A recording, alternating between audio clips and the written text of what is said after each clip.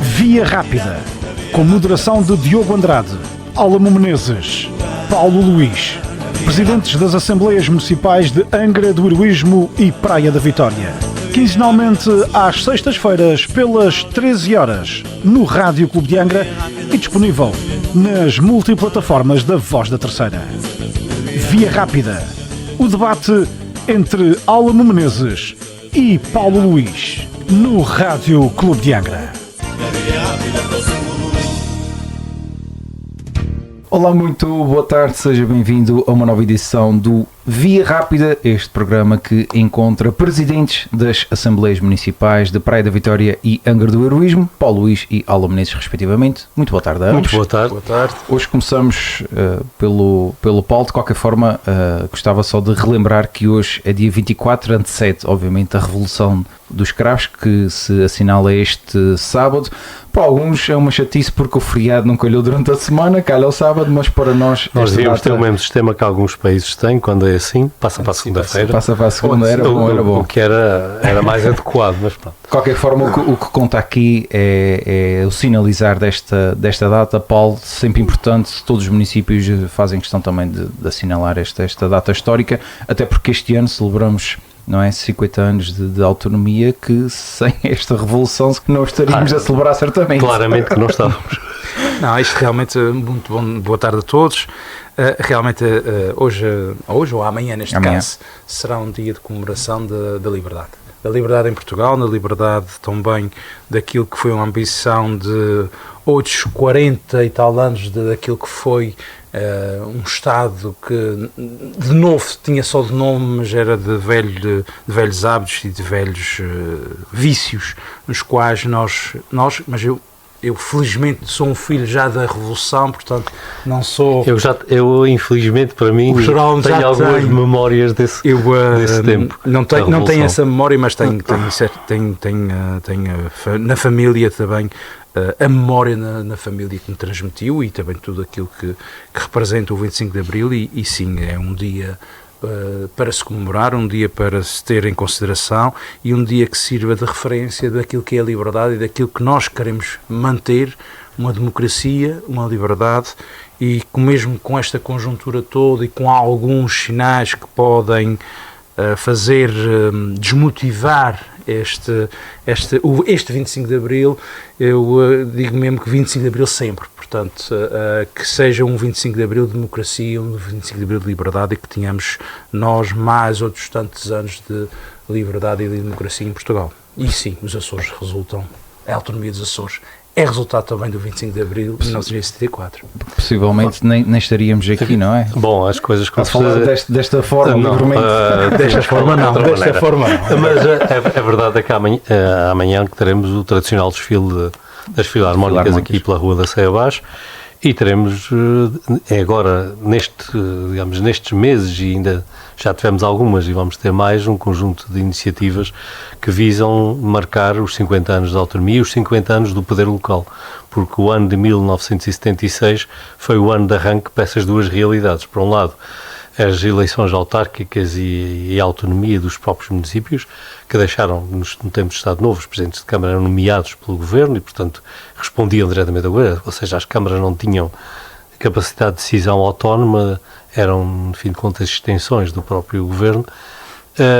Em 1976 deu-se a autonomização do poder local e para nós açorianos e também para os madeirenses, mas falando aqui de nós, tivemos a realização de um sonho centenário, que foi a criação de um regime autonómico e democrático, ou seja, um regime que, para além de nos dar autonomia, também deu a capacidade dos açorianos de escolherem quem queriam para governar. Isso é um passo fundamental no desenvolvimento e, eu diria mesmo, na maturidade de nós açorianos enquanto povo, e portanto estamos a celebrar 50 anos.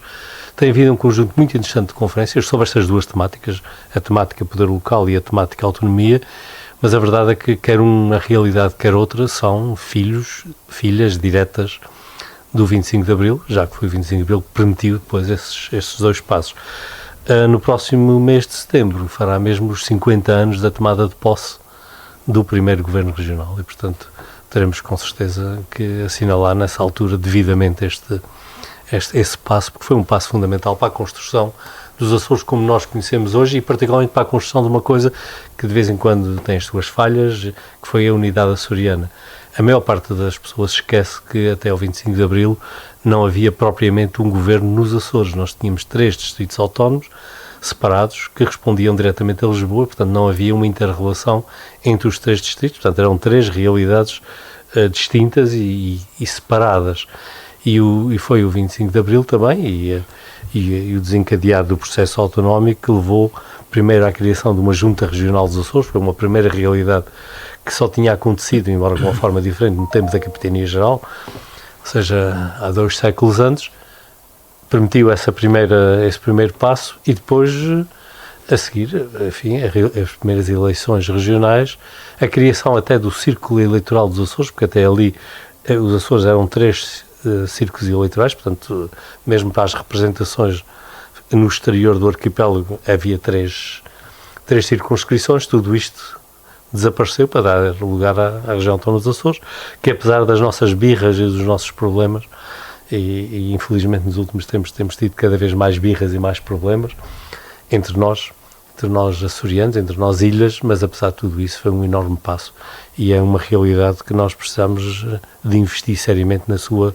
preservação. Ou seja, temos que evitar que estes bairrismos que vão surgindo, ainda esta semana tivemos mais um acesso disso, é preciso que isso não leve a destruir uma das grandes conquistas de 25 de Abril, que foi a unidade dos Açores. Setembro, os 50 anos de autonomia, dezembro, os 50 anos das primeiras eleições autárquicas realizadas livremente em Portugal. Muito bem, já agora só também falando como filho da Revolução, filho não, neto já, da Revolução, dizer que muitas vezes falta à juventude de hoje em dia perceber como é que era há 50 anos atrás, porque nasceram com tudo nas mãos, hoje em dia nasce com tudo nas mãos. Não é bem nascer com todas as mãos, com tudo nas mãos, porque na verdade os problemas continuam a existir, só que são problemas diferentes. Cada tempo é um tempo. E nós, quando olhamos para a nossa sociedade hoje, e particularmente aqueles que já têm mais alguns anos e que têm memórias diretas do que foi o passado, vemos as gigantescas transformações que estes 50 anos trouxeram a tudo. Desde as coisas mais visíveis, como a infraestruturação e o aparecimento dos portos, dos aeroportos, destes serviços todos que agora existem, das escolas, ou seja, tudo isso é parte física, mas mais importante até do que a parte física, que a parte das infraestruturas, foi as enormes mudanças sociais que apareceram. Nós hoje falamos na pobreza, mas, na verdade, mesmo os remediados daquela altura, hoje, seriam pobres, muito pobres. E, portanto, toda a nossa sociedade teve uma evolução extraordinária. Sim, o dinamismo da própria sociedade. O dinamismo social, a mobilidade. Ou seja, nós naquela altura ainda estávamos... Ou seja, tudo mudou. E apesar do enorme, foi um verdadeiro milagre a criação de infraestruturas, particularmente na área da saúde e da educação, apesar disso, eu acho que o mais importante e a mudança mais profunda foi mesmo a mudança social. Nós hoje somos uma sociedade muito diferente daquela que éramos há 50 anos atrás. Muito bem. Amanhã, sábado 25 de Abril, relembrar, obviamente, a Revolução dos Cravos. Paulo, vamos passar ao setor do turismo e começando por ti, até porque vários empresários dos Açores apresentaram um manifesto contra e alertando para aquilo que pode ser permita-me, estagnação do setor do turismo. Os indicadores têm descido nos últimos meses, no que toca até ao número de dormidas, tem caído há 7 meses consecutivos. Os empresários alertam para vários fatores, não é? Logo a partir da saída da Ryanair, existe também aqui alguma falta de transparência, segundo estes, do Governo em esclarecer aqui alguns assuntos, porque trocas por exemplo, na Direção Regional do Turismo durante a BTL. Existem outros fatores, como, por exemplo, todas as taxas que têm aparecido de alojamentos, de passageiros desembarcados, portanto, tudo isso tem preocupado um setor que investiu bastante nos últimos anos e que o setor do turismo, só para ficar aqui também registado, já representa cerca de 20%, não é, do nosso PIB, o que também já é significativo.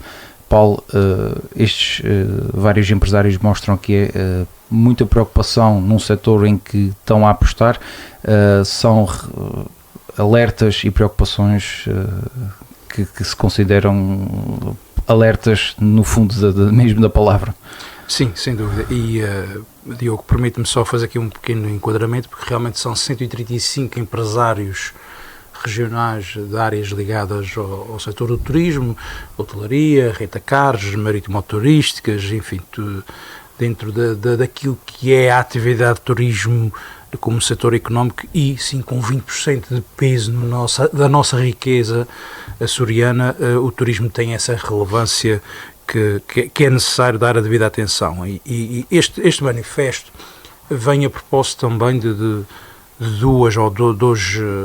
dois eixos, se é que se podemos dizer assim, nos quais os empresários, no fundo, focam, que é aquilo que é a falta de liquidez na capacidade de resposta do próprio governo para dar face à execução de algumas iniciativas e também realmente naquilo que eles entendem que é uma paralisia na estratégia daquilo que é o destino de turismo. Nós já aqui nas últimas conversas já abordamos várias vezes aqui essa questão do turismo e realmente aqui há uma base que passa, que é que tipo de turismo é que nós queremos, é que continuamos ao final de 10, 15 anos, 20 anos de turismo. Eu faço aqui destaque a partir de 2014, 2015, que é quando começa verdadeiramente o turismo aqui nos Açores, com a liberação do espaço aéreo. Mas nos últimos 10 anos, qual é o turismo que nós queremos? Qual é o turismo que nós pretendemos? É um turismo de natureza?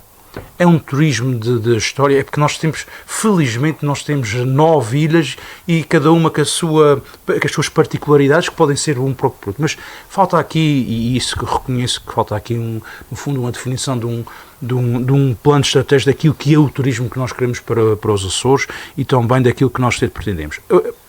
Os sinais dos tempos levam-nos aqui à realidade dos dias. E a realidade dos dias é que, efetivamente, nós, nos últimos 4 anos, o pós-pandemia foi um boom de turismo. E percebe-se que está a haver aqui alguma correção. E essa correção não é, vamos agora todos falar da guerra do Irão, do que vai acontecer. Não, isto já começou um pouco antes, que não havia guerra do Irão.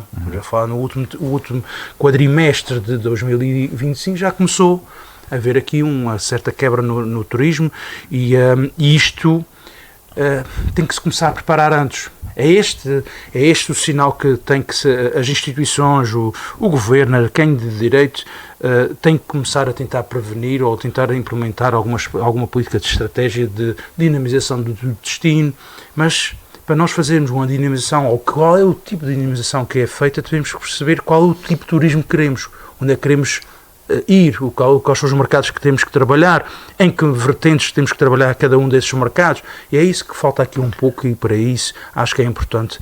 A questão Diogo, falaste de casos pontuais, de uma substituição de uma direção regional de turismo a meio de uma BTL, Visitas Açores também. Visitas Açores. Bom, eu não sou muito teorias da conspiração. Na verdade, tenho mais um pragmatismo aqui daquilo que é a realidade dos factos e não faço considerações subjetivas daquilo que poderá ser uma interpretação de alguma expectativa, alguma vontade, eu não queria dizer conspiração, mas é quase como fosse aqui uma teoria da conspiração, que isto tem aqui um alinhamento, um peso, porque isto está... Desculpem, não alinho nisso, alinho nas coisas que são factuais e naquilo que é possível fazer-se para contrariar aquilo que está a acontecer.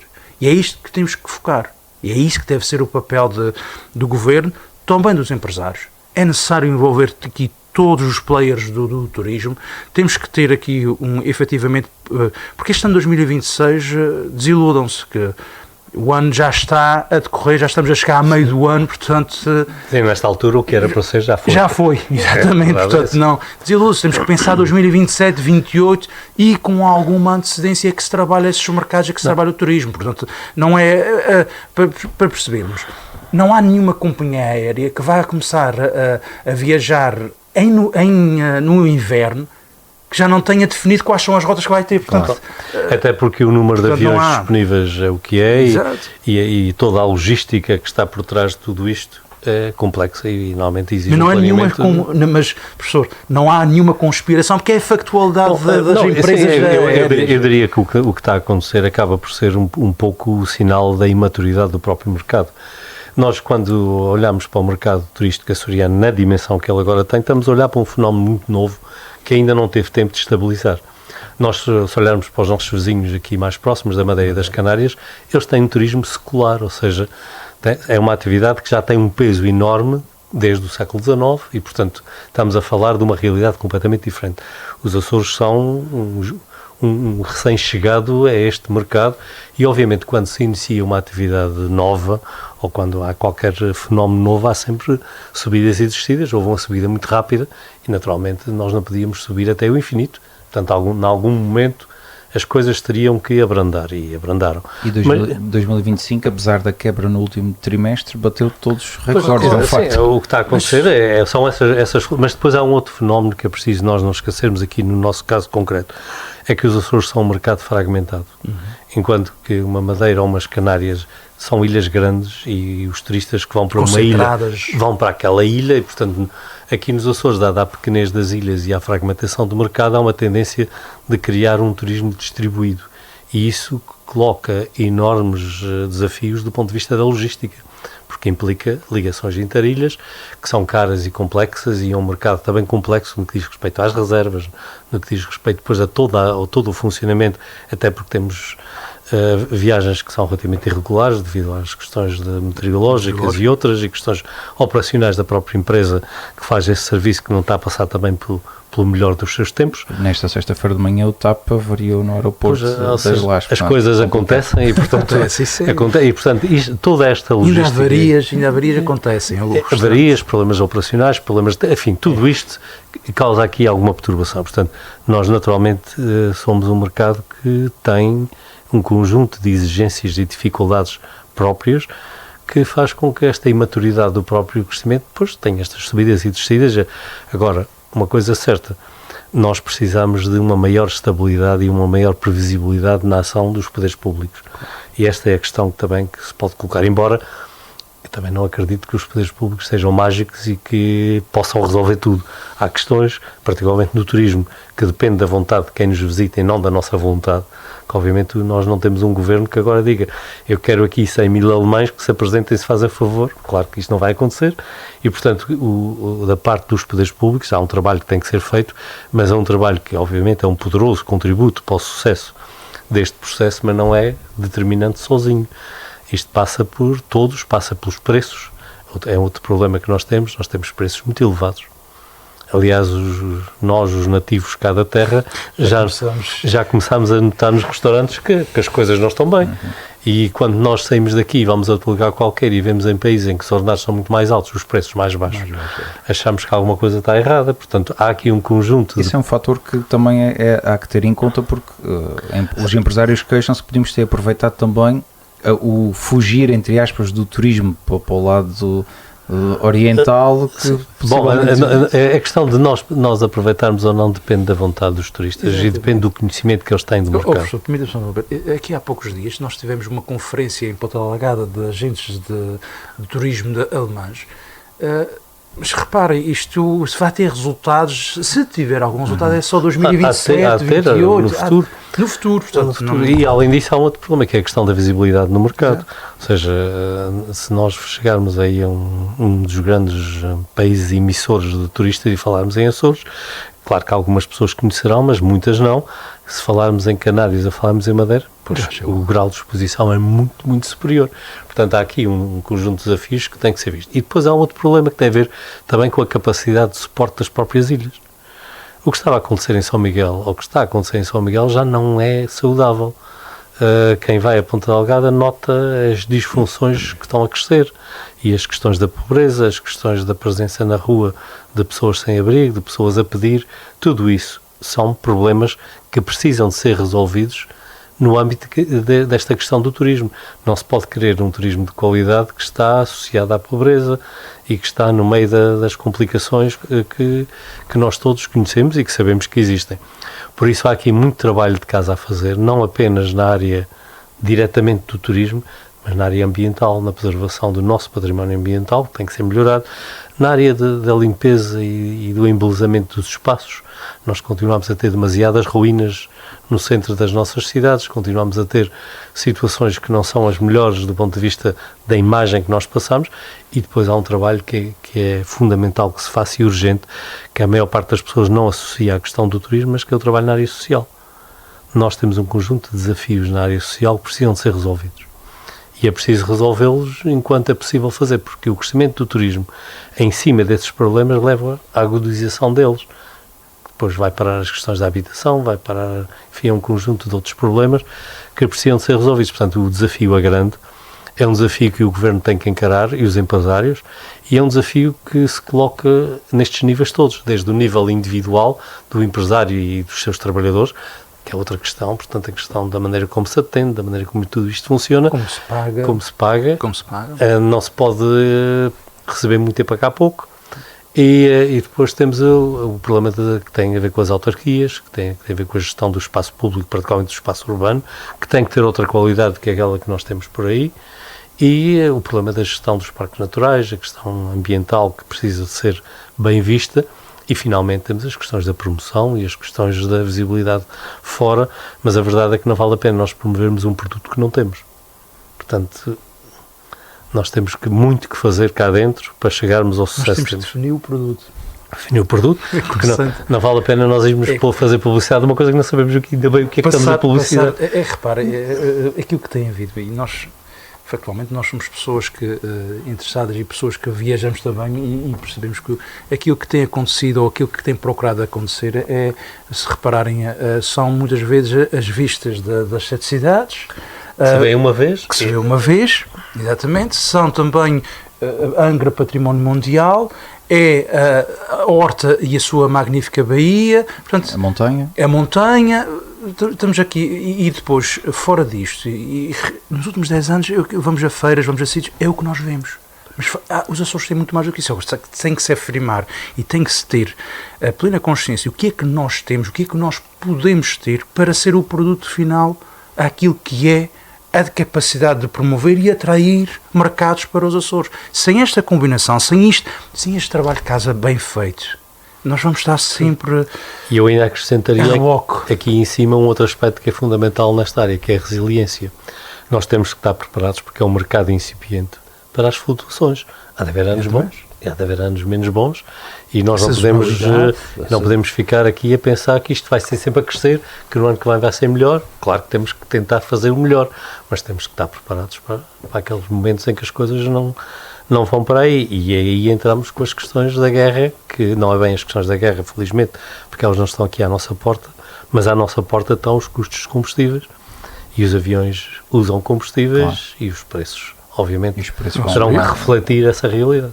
Já estão a subir? Já agora, só para complementar aquilo que vocês estavam a dizer, há bem pouco tempo, numa revista americana, vi um destaque à Ilha das Flores, pela sua natureza, pela sua beleza, que dizia claramente que era uma ilha na placa tectónica americana. Portanto, com muito... Percebi que quem escreveu tinha muito orgulho naquilo, falava que era no arquipélago dos Açores, mas nenhuma palavra sobre as restantes ilhas, nem sequer do corpo. Portanto, lá está um destaque à Ilha das Flores, numa revista... Se é um artigo de uma pessoa, um indivíduo, ele escreve o que quer. Ele escreveu. Agora, exatamente. na mensagem institucional, naquilo que é a promoção institucional, tem que haver aqui realmente uma visão do Açores como produto em si, mas lá está, voltamos sempre a montante, que é na definição do que é este produto e naquilo que será os mercados com que trabalharmos, porque isto, andar aqui ao sabor dos tempos e ao sabor aqui, agora vamos ver agora o mercado nórdico, lembram-se, aqui há 10 anos, 8 anos, era um mercado nórdico. Que a Escandinávia era, exatamente. Depois viramos, agora estamos no mercado norte-americano, que é aquele mercado que nos pode alimentar, mas depois temos neste caso, um Trump lá nos Estados Unidos, que isto também mexe, ou seja, nós estamos aqui um bocadinho a reboque daquilo que é os tempos. Mas o turismo será sempre isto, porque o turismo tem esta característica. o turismo depende da procura dos outros e, portanto, a nossa vontade é importante, mas no fim, é o turista que escolhe se quer ou não quer vir. Portanto, aliás, isto há maneiras de trabalhar, porque, repare, é verdade, o turista, quando o professor dizia bem, os Açores, quem é que conhece, temos que abrir a necessidade, não é? Temos que abrir uma necessidade, isto é quase como na linguagem económica que nós falamos, muitas vezes a pessoa não sabe que tem a necessidade, temos que abrir essa necessidade que é para poder procurar vir para os Açores, temos que abrir uma necessidade de conhecer os Açores. É aí por aí que temos que passar um bocadinho. Agora, temos é que trabalhar focalizados, porque isto não dá a partir, não há fundos suficientes para lançarmos vejam isso como uma imagem de lançar uma rede. Temos é que trabalhar focados naquilo que pode ser o potencial ou naquilo que pode ser mercados que verdadeiramente nos interessam. Mas isto tem que ser trabalhado, porque alguém dizia aqui há umas semanas que eu ouvi, já não me recordo onde, mas em que diziam, bom, nós temos acesso, achamos que temos estudos aqui nos Açores, mas depois nos mercados emissores, daquilo que o que é que se pensa lá sobre os Açores? O que é que um alemão, ou o que é que um norte-americano, ou o que é que um francês, ou um espanhol vê nos Açores, o que é que quer dos Açores? Não há um sistema de avaliação de... E é o problema das acessibilidades que se coloca sempre à cabeça, ou seja, as acessibilidades continuam a ser uma das grandes restrições ao desenvolvimento deste mercado. Nós continuamos a não ter acessibilidades capazes e continuamos a insistir em modelos que a história já disse que estavam errados, ou seja, há aquele dito que é importante, que é fazer sempre a mesma coisa e esperar resultados diferentes, é normalmente algo que vai para o lado do milagre, e os milagres andam muito procurados, e portanto a questão aqui é que nós continuamos com esta questão das acessibilidades e continuamos a pensar que é possível com uma pequena empresa, porque é uma pequena empresa de transporte aéreo, manter 9 ilhas ligadas a um ponto e conseguir fazer tudo isto fluir. Isso é demasiado caro, demasiado difícil, e obviamente a nossa capacidade de manter o sistema aproxima-se perigosamente do fim. E portanto é esse o problema que está aqui, e é um problema que precisa ter um pensamento novo, porque sem esse pensamento novo nós vamos continuar a pôr sempre as peças no mesmo lugar e obviamente que vamos ter resultados semelhantes. Sim. E isto é que este é que é o grande desafio, e isto é o que se coloca à frente. Agora, quem é que é diretor regional, não sei o quê, parece-me relativamente irrelevante, para dizer a verdade, porque o problema não passa nada por aí. O problema é bem mais vasto e bem mais importante do que isso. Muito bem, já agora, já que estamos por aí, entre a apresentação do manifesto e a nossa conversa, houve o Parlamento, e a Secretária Regional com a tutela do turismo foi chamada a intervir. Obviamente que destacou todos os números que têm vindo a fluir ao longo dos últimos anos, e 2025 foi um ano de recordes, como dissemos, e deixou também uma mensagem de esperança. Era este o papel esperado, no fundo. O que é que ela poderia fazer? Fez o que tinha que fazer. O problema não é essa, a questão fundamental é nós percebermos o que está para além disto. É que nesta questão nós precisamos ter uma visão mais alargada e uma visão mais sistémica das questões. Ou seja, eu estar a citar estatísticas isoladas pode ser bom num debate parlamentar, porque dá o ar que eu tenho ali uns tantos números, mas para a realidade profunda não é isso que temos que olhar. Temos que olhar como é que funciona o mercado, que mercado é que temos, como é que o queremos, e tentar ir aos outros problemas que estão subjacentes. Porque não vale a pena nós trazermos também muitas pessoas para chegarem lá e dizer, estive lá em Ponta Delgada e aquilo tinha gente a ver na rua, tinha não sei o quê, não vale a pena. Ou dizer assim, eu fui lá e depois o avião atrasou-se, eu não vi nada, e só andei para trás e para diante, passei horas no aeroporto. E, portanto, sem resolver estas coisas, temos que ter alguma prudência. E, portanto, o nosso problema é esse. Ainda bem que os números cresceram, ainda bem que o ano 2025 foi de recordes, ainda bem isso tudo, mas o que nós precisamos mesmo é de sustentabilidade, porque quem investe no turismo não investiu para um ano nem para uma época, investiu para um percurso longo, tem que amortizar aquilo. Quem trabalha no turismo precisa de emprego estável para uma vida, não é propriamente um ano, e portanto tudo isto tem que ser visto nestes períodos mais longos, e também temos que ter a necessária tolerância e a necessária resiliência para enfrentar os momentos que não vão ser sempre de crescimento. É impossível nós continuarmos todos os anos a crescer, isto não é uma curva que vai até o infinito, portanto há limites, e portanto temos que olhar para isto com este realismo, e na verdade acho que nós estamos a ficar muito num tempo em que passamos o tempo a nossa vida a apontar o dedo aos outros. este é um problema coletivo e não vale a pena os empresários culparem o governo culpar os empresários. Tem que arranjar as soluções. Nesta altura precisamos de soluções e as soluções passam pela concertação entre todos os interesses que estão em vista. Muito bem. Talvez também os tais questionários, não é, de satisfação aos passageiros e apontar para, efetivamente, o que é o destino Açores fora de portas. Penso... Diogo, enquanto não tivermos este trabalho feito, nós vamos estar sempre a trabalhar sempre numa maneira... Vamos ter sempre tema de turismo para o nosso programa. Exatamente. E quando não resolvemos o problema dos transportes aéreos, e já ando a falar de transportes aéreos há 300 anos, já não sei o que é que... Nós continuamos sempre a falar das mesmas coisas, em momentos diferentes, portanto, não, enquanto isto tem que haver realmente aqui uma mudança para podermos encarar as coisas com a previsibilidade que o professor falava, que é aquilo que todos os empresários pretendem, e também é isso que os 135 empresários pretendem, porque são pessoas investidores num setor de atividade que, como todos os setores, como todas as atividades, há risco, mas tem que se fazer o possível para mitigar sempre esse risco. E é isso que também se conta, de que todas as instituições e os institucionais, neste caso câmaras, governo, todos, porque se procure fazer uma concertação para se tentar mitigar ao máximo os riscos. Qualquer atividade tem riscos. Nós não desejamos aquele que tem alguma atividade ou que haja alguma atividade que zero de risco, diga-se, faz favor, que é para todos nós sabermos, porque isso até nós viramos empresários. Mas repare que todas as atividades, umas mais, umas menos, e tem que se trabalhar sempre um constante trabalho, uma constante estratégia de mitigar, reduzir estes riscos, que é para também haver aqui alguma previsibilidade naquilo que é o investimento, porque qualquer empresário que invista tem que ter, não começa logo a ter o retorno do seu investimento ao final de 6 meses. É um investimento normalmente por anos. É assim que funciona nos investimentos na economia real. Portanto, não é... E quando digo economia real é porque é aquilo que é mesmo todos os dias. As empresas que investem não começam logo no dia seguinte já a atingir o seu break-even, e seria excelente, mas não é assim que as coisas funcionam, infelizmente. Muito bem, olhando, e já que falamos de economia, olhamos também para um setor que é muito importante para a nossa economia, o setor agrícola. Portanto, a nossa agricultura passa neste momento, e também, obviamente, tendo em conta aquilo que se passa no Médio Oriente, passa por um período de maior vulnerabilidade, isto porque aumentam combustíveis, aumentam custos de produção. Sabemos como é que depois é feita esta transição para a indústria, portanto nunca é totalmente justa, segundo aquilo que também nos vai chegando à redação. Existem aqui vários riscos que já foram alertados pelos agricultores, logo a partir do setor do leite, a viabilidade até económica do setor.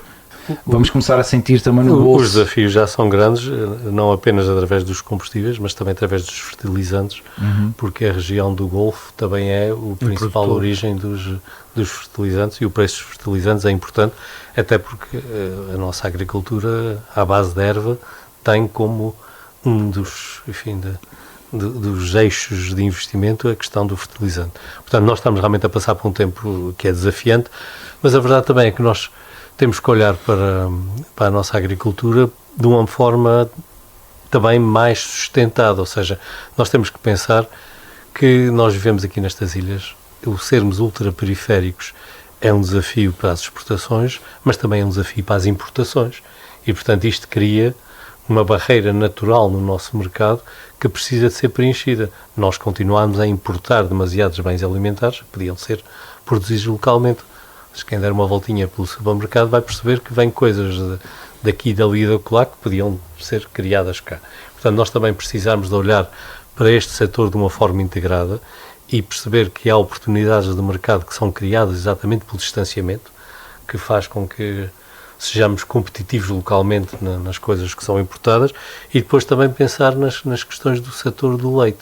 Os Açores têm uma tradição secular de produção de laticínios de grande qualidade, que são desejados em todo o lado e que nós continuamos de vez em quando a desistir. De vez em quando ouço declarações sobre a transição do mercado de leite para carne que me deixam um pouco preocupado, porque na verdade a carne é alguma coisa que tem valor agora, mas que não tem a sustentabilidade que a qualidade dos nossos laticínios tem. É preciso não esquecer que a União Europeia e o Mercosul chegaram a um acordo, e a carne da Argentina ou a carne do Brasil, pois tem outros preços e outros volumes. Portanto, nós temos que ter muita cautela nessas transições, não olhar apenas para o curto prazo e ter uma visão à distância, uma visão estratégica do que queremos para o setor agrícola. E a verdade é que nós temos séculos de investimento na produção de queijo, temos séculos de investimento nas questões da bovinicultura, temos um conhecimento acumulado que é extraordinariamente bom e nós temos que o aproveitar, não o deitemos fora só porque no momento de desespero as coisas não correram bem. Depois há outras questões que têm a ver com, mais uma vez, a fragmentação do mercado e a criação de monopólios ou oligopólios em cada uma das ilhas na área da indústria, que depois criam uma pressão enorme sobre o preço. E é preciso olhar para isso. E nós não podemos estar a produzir entre o melhor que se faz a nível mundial e a receber abaixo da média europeia, o que não é justo nem razoável para os nossos produtores. Portanto, há aqui um conjunto de questões, há as questões dos desafios que têm a ver, aqui no caso concreto da nossa ilha, os desafios que têm a ver com a entrada no mercado da nova fábrica, que supostamente já teria entrado em funcionamento há muito tempo e não entrou, e que tem as dificuldades todas que todos nós sabemos. Portanto, há um conjunto de matérias que precisam de ser vistas de forma estratégica. E aí sim o Governo tem um papel muito, muito importante, porque ao contrário do turismo, em que a nossa vontade é importante, mas não é tão determinante, neste setor nós temos um grau de liberdade muito maior e precisamos de nos focar no investimento e focar num caminho. Nós não podemos ser carne de manhã e leite da parte da tarde. Portanto, as coisas têm que ser pensadas estrategicamente, porque as explorações também se especializam, as pessoas também se especializam, os investimentos têm que ser feitos, portanto é preciso olhar para isto com muita, muita atenção. E a verdade é que estas ilhas têm um potencial enorme que a natureza lhe deu no clima e nos solos, que nós temos a obrigação de aproveitar. E a agricultura é, neste momento, ainda um dos pilares fundamentais da nossa economia e é um dos pilares mais sólidos, porque nós vamos ter sempre que comer. E eu diria que a agricultura tem um potencial de sustentabilidade muito superior, por exemplo, ao turismo.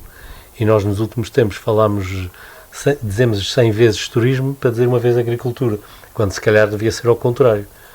E nós precisamos de nos refocar e de pensar que um dos pilares da nossa economia e da nossa sociedade é o setor da produção de leite e é preciso acarinhá-lo e mantê-lo em bom estado e não andar sempre com zigue-zagues.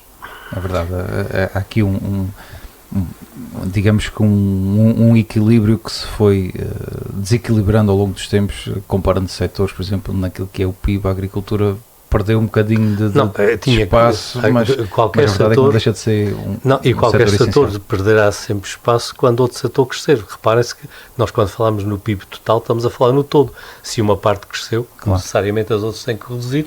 O ideal é que essa redução não seja uma redução real, seja apenas uma redução relativa, ou seja, que o PIB todo cresça e que nós sejamos capazes de manter cada um dos setores a produzir num PIB que está a crescer, porque haverá sempre espaço para crescimento. Agora, o que nós não podemos é ter incertezas também no que fazemos. A questão da agricultura é uma questão, vamos lá ver, a agricultura estrutural nos Açores. Portanto, e é um dos setores mais importantes que estamos aqui a falar e daquilo que é, no fundo, a economia açoriana. A agricultura já teve um peso muito maior na economia açoriana do que tem atualmente. Que vem toda a Europa, naturalmente, os outros setores. Exatamente. Portanto, mas a agricultura tem vindo a procurar reinventar-se e aquilo que o professor dizia com toda a razão, não só para aquilo que nós exportamos, mas para aquilo que nós importamos. E tem vindo aqui, ainda continuamos a ter muitos produtos não açorianos nas prateleiras. Mas a verdade seja dita é que nos últimos 10 anos, 5 anos, temos assistido a alguma inversão desta realidade e, sobretudo, passa muito pelos nossos empresários agrícolas que têm feito um esforço mais no setor mais hortofruticultor da região, no sentido de produzir-se produtos locais e procurar-se ter, mas estamos a falar sempre uma realidade muito limitada, porque nós sempre vivemos a agricultura, ou sempre olhamos para a agricultura ou para aquilo que é o setor agrícola numa vertente de leite e uma vertente de carne. Sempre tivemos as cooperativas, sempre tivemos o mel, enfim, tivemos sempre aqui um conjunto de outras coisas, mas sempre houve este foco, ou sempre houve esta atenção para nestes dois grandes produtos que foram os produtos que, sinceramente, alavancaram aquilo que é a agricultura nos Açores. Mas falta outro resto, e este outro resto leva tempo, leva tempo, da mesma maneira que o leite e a carne nos Açores levou tempo a se implementar e também ser um produto importante, os restantes produtos também vão levar algum tempo até ser verdadeiramente, ou ter uma relevância da qual também possa significar ou menor importação de produtos e maior exportação. A guerra aqui no meio disto tudo, e também a propósito o impacto nos fertilizantes diretamente à agricultura vai ser brutal, e não só, mas o professor falava com razão, a distância que nós estamos numa região ultraperiférica, todo e qualquer produto que seja ou para exportar ou para importar, e estamos a falar na ordem dos 90%, quase 98%, é por via marítima, portanto, isto tem custos, e este custo vai aumentar porque as embarcações que navegam aqui entre o continente e os Açores são movidas a diesel, portanto, se o diesel aumenta, portanto, estamos a falar que o custo também vai ter que aumentar. E isto é uma realidade que esta guerra nos faz, ou que nos trouxe, ou nos está a trazer por aqui para os Açores. Nós assistimos diariamente, semanalmente, aos aumentos e descidas dos preços dos combustíveis no continente. Aqui nos Açores é mensalmente, mas quando olhamos para o mês de abril, que está a caminhar para o fim, e olhamos para o preço, ou a oscilação que o preço teve tentado no continente, já estamos a ver que o preço para maio nos Açores vai subir. Portanto, isto vai ter um impacto. A agricultura agora recentemente, a Associação Agrícola, apontou que desde o início da guerra já houve um impacto por via dos combustíveis, cerca de 1 milhão de euros. É substancial num mercado tão pequeno como é o nosso, porque não tínhamos ainda que somos 30% produtores do leite de Portugal. Portanto, esta pequena região, estas ilhas aqui no meio do Atlântico, ainda produz 30% daquilo que é o leite português. Mas 1 milhão de euros é um impacto substancial. E tem que essas medidas que procuramos todos que sejam implementadas, porque aqui nos Açores os ciclos são mais mensais no que toca, por exemplo, aos combustíveis, mas há coisas que estão a chegar aí à porta e não vão esperar pelo fator mensal. A questão dos fertilizantes, a questão também do próprio aumento do custo dos combustíveis, neste caso do transporte. Portanto, há aqui alguns fatores que têm que ser começados a encarados com alguma tentarmos prevenir isto. E nós temos que olhar também para o que está a acontecer fora, porque na verdade nós temos sempre muita tendência a focar-nos naqui e temos que perceber o contexto. Eu tive agora na Páscoa de visita aos meus filhos e vi a gasolina a 2,40€ e o diesel ainda mais caro, aos 2,45€. E portanto as coisas estão dessa maneira, e isto acaba por ter um reflexo que pode não ser direto. Estes preços não se traduzem, espero eu, diretamente aqui, porque senão o assunto seria bem pior, mas ainda assim haverá uma pressão grande sobre preços, e há uma pressão grande sobre depois o preço de todos os outros produtos, porque esta componente, a componente energética, em praticamente tudo o que nós compramos, ela está lá, e portanto nós temos que pensar que as coisas vão ter com certeza alguma inflação. O outro problema que é preciso não esquecer quando nós falamos nas questões da agricultura e da sua dependência, que a nossa agricultura começa a ter também uma dependência externa um bocado excessiva. Nós não podemos viver uma agricultura que está assente na importação de cereais em quantidades tão grandes como é, e nós não podemos ter uma agricultura cujos fatores-chave de produção são externos. Portanto, há aqui também trabalho a fazer, e há que olhar para isso. Todos nós vemos as notícias das quantidades de rações que são vendidas, que apontam para uma realidade bem diferente daquela que nós gostamos de dizer que são vacas criadas à erva. E, portanto, há aqui um conjunto de questões que precisa de ser também visto, e é preciso ser visto com coragem e com realismo. Mais uma vez, é um bocadinho como o turismo. Nós temos que saber que produto é que queremos e que produto temos. E, enfim... Está aqui ao meu lado quem sabe muito mais disso, porque vê o que passa pelos portos, mas eu vejo muita ração a circular. Não, isto na realidade, pronto, a agricultura já não é tão recém como o turismo, portanto já é no fruto aqui uma atividade estabelecida, implementada, e que não tínhamos dúvida que que é fundamental e estrutural aqui na região. Agora, a agricultura também é necessário que se reinvente. Nós não podemos estar agarrados constantemente àquilo que é os produtos, ou aquilo que são os produtos que há 10, 15, 20, 30, 40 anos, 50 anos atrás eram aquilo que o mercado próprio também evoluiu. Reparo, aqui recentemente eu tenho ideia, foi notícia a experimentação de algumas plantas tropicais. Portanto, começa-se a ver aqui também lá está, são pequenas sementes para esse dinamismo todo, fruto também daquilo que é as nossas alterações climáticas que estão a acontecer. Portanto, também vamos nós acompanhar também isto. E este dinamismo temos que acompanhar, a agricultura tem que acompanhar este dinamismo, os empresários têm que também acompanhar este dinamismo. Não podemos estar constantemente agarrados àquilo que era os 10, 15, 20 anos atrás, daquilo que é a agricultura. Estamos constantemente agarrados àquilo que é e manter aquilo que era no passado, o futuro aproxima-se a passos largos, e este dinamismo e essas alterações que vão ter que ocorrer, quem não alterar morre. Isto é no fundo o que a própria economia, que os mercados fazem. Se o empresário não evolui, depois começa a entrar na curva descendente, que nós na economia falamos que é na curva descendente da vida útil de uma empresa. Portanto, é por aí que tem que entrar, é por aí que tem que existir. Há alguns sinais aqui que nós procuramos, ou no meu entendimento, que há alguns sinais de alguma alteração daquilo que é, no fundo, a agricultura para um futuro, mas neste momento nós precisamos de ter, e nesta fase transitória que vamos ter dificuldades, tanto no preço dos combustíveis, como nos fertilizantes, nos transportes. Vamos ter dificuldades momentâneas, agora transitórias, não é 2 ou 3 semanas, é meses. Não, até porque há alterações estruturais que estão a acontecer. Que estão a acontecer. E é porque o nosso mundo... o Estreito de Hormuz outra vez. A verdade é que depois desta guerra, no Estreito de Hormuz, nada será acomodante. Exato. E, portanto, o que é que está a acontecer? Há um conjunto de transformações que estão a acontecer no mundo e que nós temos que estar atentos a elas. Temos que tentar antecipar, tanto quanto possível, os seus efeitos sobre nós, porque as coisas não estão paradas. Da forma como alguns acordam, não é? E o mundo está a mudar, e está a mudar rapidamente. Portanto, nós estamos a assistir ao surgimento de uma nova ordem mundial, e isso terá, com certeza, impacto sobre a economia global e, necessariamente, sobre nós.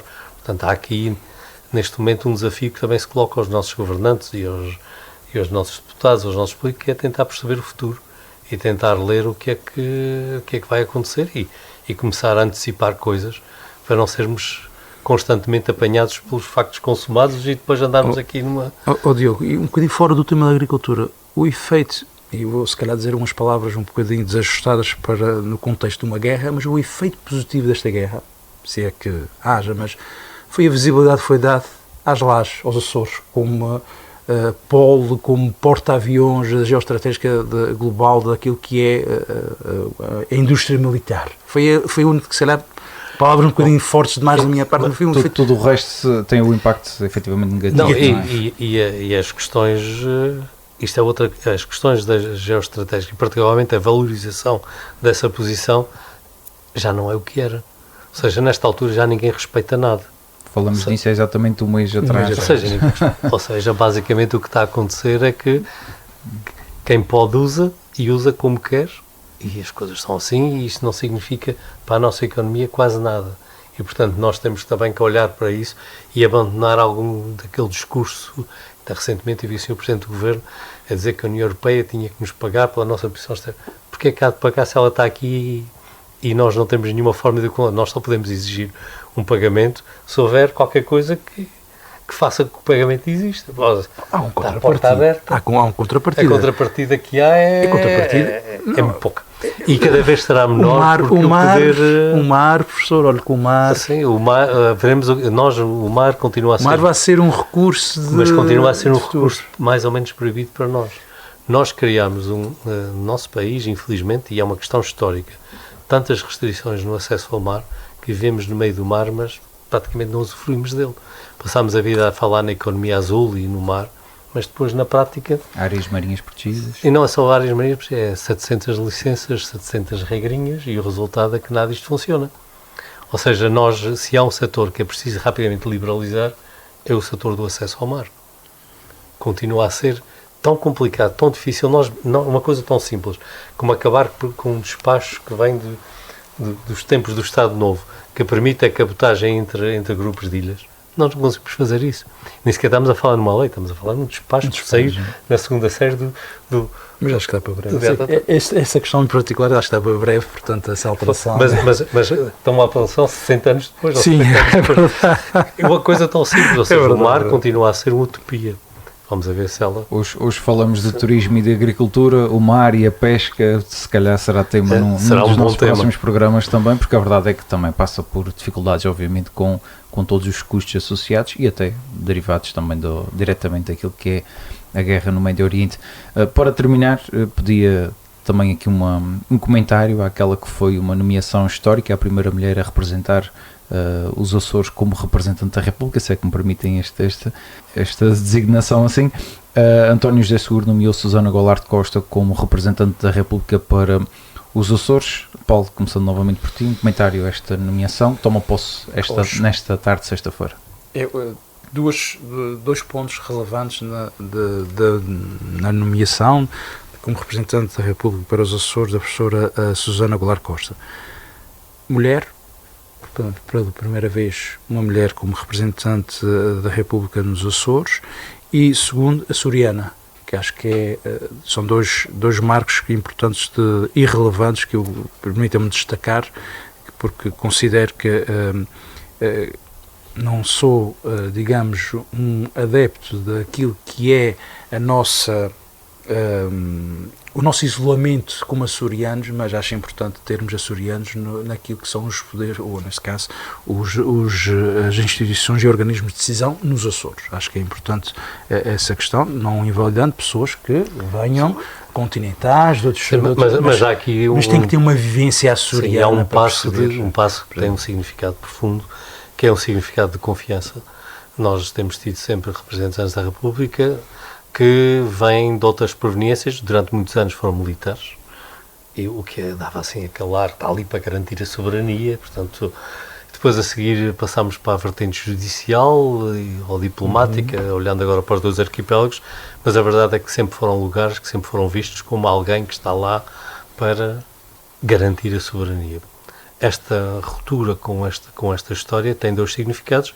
Primeiro, um aumento da confiança e, de facto, uma aproximação da representação junto do povo, dos açorianos, e a outra tem a ver exatamente com uma diversificação nas carreiras das pessoas e uma abertura à sociedade civil muito maior. Portanto, creio que esta decisão do Presidente da República foi uma excelente decisão e é uma decisão que marca também aqui um ponto de ruptura com uma história que já tem também 50 anos, não como representante, mas como Ministro da República, mas que sempre foi um lugar reservado a alguém muito ligado às questões da soberania.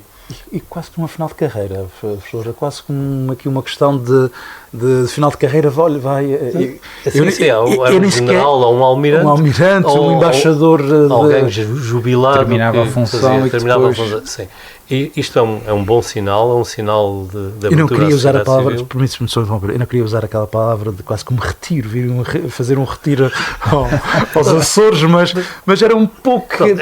E eu espero que isto também seja um outro passo, num outro sentido, num aspecto que para mim eu considero muito importante, que é a manutenção do cargo, ao contrário do que dizem os partidos políticos. Este cargo é importante. Há quem deseje que esta seja a última nomeação. Pois, eu espero que não seja, e espero que todos nós venhamos a perceber que este cargo tem um valor grande na própria arquitetura do sistema autonómico, porque é uma presença dos chefes de Estado aqui, dignifica a autonomia, evita que as nossas leis tenham que ir para Lisboa para serem assinadas, portanto, e além disso, permite a manutenção de um equilíbrio entre ilhas. No dia que desapareceu o representante da República, o que é que nós vamos ter? O Presidente do Governo em São Miguel e o Parlamento na Horta, e na terceira, que é a capital histórica destas ilhas. Até porque portanto, até há aqui mensagem, um conjunto de questões que precisa de ser pensado. Na mensagem direta ao Estado, depois a coisa pode se tornar mais difícil. Eu percebo o que o professor está a dizer, mas eu vou-lhe ser muito sincero. isto, lá está, sendo um cargo nominativo, depende muito da pessoa. Há pessoas que têm um papel mais interventivo, um papel mais... No atual contexto...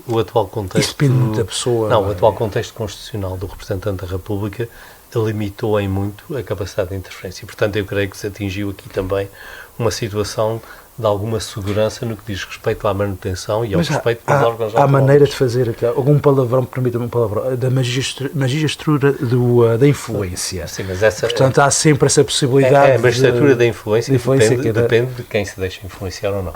E também um influenciador. E, portanto, há aqui um conjunto de questões. Ou seja, basicamente o que nós temos aqui é uma mudança profunda digamos, nas características do representante, que espero que também corresponda a uma alteração no pensamento político sobre a questão do representante.